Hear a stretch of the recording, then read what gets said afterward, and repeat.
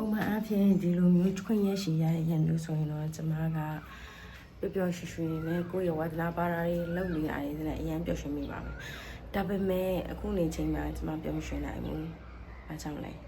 ။ဒါကကျမ်းမာခြင်းပါ။ကျမအခုနားနေရတာက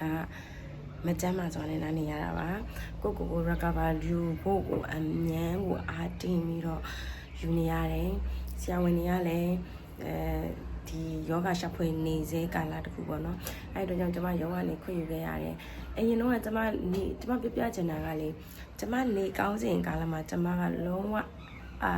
motivation အပြည့်နဲ့ဘာလုပ်မယ်ဆိုတဲ့လူစားမျိုးတွေမှာကျမအငြင်းမနေတတ်ဘူးဒါပြီးရင်ဘာအဲ့လိုမျိုးနဲ့တွေ့တယ်ဒါပေမဲ့နေမကောင်းနေတဲ့နေရာတစ်ခုမှာဆိုလို့ရှိရင်တော့ကျမ share ပေးချင်တာကဘာလဲဆိုတော့ကျမနေတာကကျမတို့အတွက်လက်လာပါတစ်ခုပါ။ဘာလို့ကျမ်းမာနေတယ်ဆိုရင်ကျမတို့အတွက်ကျမတို့ငွေဆိုတာကိုလည်း saving နေမကဘဲနဲ့ increase ဖြစ်အောင်တိုးပွားအောင်လုပ်လို့ရတယ်လေနော်။မကျမ်းမာတဲ့အချိန်မှာကျမတို့ကတိုးပွားဖို့နေနေတာကျမတို့အတွက်အထွက်ကြီးပဲစီကံသွားလိုက်ရင်2 သိန်း3 သိန်းဆိုတာကကျမတို့အတွက်ဘာလေးပဲကွာဒီလားအဲ့လိုဆိုတော့ကျမအမြဲ recover မနည်း recover ဖြစ်အောင်ကျမပုံမှန်နေရတယ်ကျမကလေအလားကြိုက်တယ်ပေါ့နော်ဒီလိုမျိုးတွေမှာပါပါတယ်ဒါပေမဲ့နေမကောင်းနေတဲ့အချိန်တွေမှာတော့ခုဆိုလည်းကျမနေမကောင်းဘူးကွာဒီလားဒါပေမဲ့ကျမအမြဲ recover ဖြစ်အောင်မြဲနေရတယ်ဘာလို့လဲဆိုတော့နေမကောင်းတဲ့အချိန်တွေမှာလူတွေကကိုကြည့်ပြီးဆိုလို့ရှိရင်နေမကောင်းတဲ့ရုပ်ကြီးကိုပဲမြင်နေရမယ်ဆိုရင်ပို့ပြီးနေမကောင်းဖြစ်ကြတယ်ပြီးတော့ဆရာဝန်ပေးတဲ့စိတ်ရင်းနဲ့ဆိုကျမအရန်ဟိုမှာအိတ်ချင်းနဲ့အဲ့လိုမျိုးပေါ့နော်လူကကြည့်လိုက်ရအောင်အဲ့လိုမျိုးဖြစ်နေတဲ့အချိန်မှာ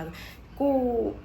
ကဒီအချိန်မှာ sharing လုပ်ပေးချင်တာကဘာလဲဆိုတော့ကိုနေမကောင်းနေဘူးဆိုရင်နေမကောင်းတဲ့နေရာမှာရပ်နေပါနဲ့အဲ့တော့ကိုနေကောင်းနေပြီဆိုတော့ကိုယ့်ရဲ့ future မှာရပ်တည်လိုက်ပါအဲ့ပါငါနေကောင်းနေပြီငါနေကောင်းလာမှာငါနေကောင်းနေပြီအခုဆိုရင်ကျမတို့ဆိုလို့ရှိရင်ဆရာဝန်ရဲ့စစ်ဆေးနေတာကဒီ cancer suspect တွေပါပါတယ်ကွာဒီလား cancer suspect တွေပါပြီးတော့သူတို့တွေကသွေးတွေဖြေတွေစစ်တယ်နော်စစ်ဆေးမှုတွေကအခုဆိုရင်3 ခုလောက်ပြီးသွားပြီတချို့ဟာဆိုသွေးဖြေဆိုရင်2 ခုလောက်စစ်ပြီးနေပြီးတော့ကျမဒီလာမဲ့တနင်္ဂနွေဆိုလို့ရှိရင်ပို့ပြီးတော့မှကျမထက်စစ်ရမယ်စစ်ဆေးမှုတွေရှိတယ်အဲ့ကျတော့အမှန်တိုင်းပဲကျမအရင်ကြောက်တယ်ဒီအချိန်မှာကြောက်နေလို့ပြီးမလားကိုပြန်မိလိုက်တော့မပြီးဘူးအဲ့တော့ကျမရဲ့ future မှာရှိတဲ့ကျမကိုကျမလှမ်းသွားလိုက်တယ်လှမ်းသွားလိုက်ပြီးတော့ငါနေကောင်းနေပြီငါကအရင်လိုပဲလှပနေတယ်အရင်လိုပဲငါ strong ဖြစ်တယ်ငါက recover ရနေပြီဆိုတဲ့စိတ်တစ်ခုကိုပြန်မွေးပြီးတော့နေမကောင်းတဲ့ချိန်မှာဘိုင်းကနေလဲသွားရင်လူကပြစ်လဲသွားနိုင်တယ်လူပြစ်လဲသွားရင်ဘာဖြစ်မလဲနောက်တစ်ခုကနေပါနောက်ထပ်ယောဂါတွေအတွေးတွေကကိုယ်ကိုတတ်မဲ့ဟာတွေပေါ်လာလိမ့်မယ်ကိုယ်အတွေးကကိုယ်ကိုပြန်တတ်တာပေါ့နော်အဲ့တော့ကိုယ်အထီးရောက်ဆုံးနဲ့ကုစားပေးတာလဲကိုယ်တိုင်ပဲကိုယ်အထီးရောက်ဆုံးနဲ့ဆွဲချသွားတာလဲကိုယ်တိုင်ပဲဆိုတော့ကျမမှာအလုပ်တွေအများကြီးရှိသေးတယ်ကျမရဲ့ကိုယ်ပိုင်အလုပ်တွေရောကျမရဲ့အရန်ချစ်မြတ်လို့ပါတယ်ဆိုပြီးကျမလုပ်နေတဲ့ကုမ္ပဏီလုပ်တွေရောကျမရဲ့ society မှာကျမဒါတွေအကုန်လုံးဆိုရင်ကျမပြစ်လဲပြီးတော့ကျမပြစ်လဲနေအဲ့ရမှာလဲနေတပတ်လောက်ရှိနေပြီဒါပေမဲ့ငါဝါသနာပါတာလေးကဘာလေးလဲလို့ပြန်စဉ်းစားလိုက်တယ်ငါဝါသနာပါတာလေးကငါလှပလေးဝါသနာပါတယ်နေတာဝါသနာပါတယ်ငါအဖြောင်လေးဝင်လိုက်ရင်တော့ငါတန့်သွားမှာပဲဆိုတဲ့စိတ်နဲ့ငါအကုန်လုံးပြန်ပြင်ဆင်တယ်ပြင်ဆင်ပြီးတော့ငါက recover ရနေပြီငါကအဆင်ပြေနေပြီငါကနေကောင်းနေပြီ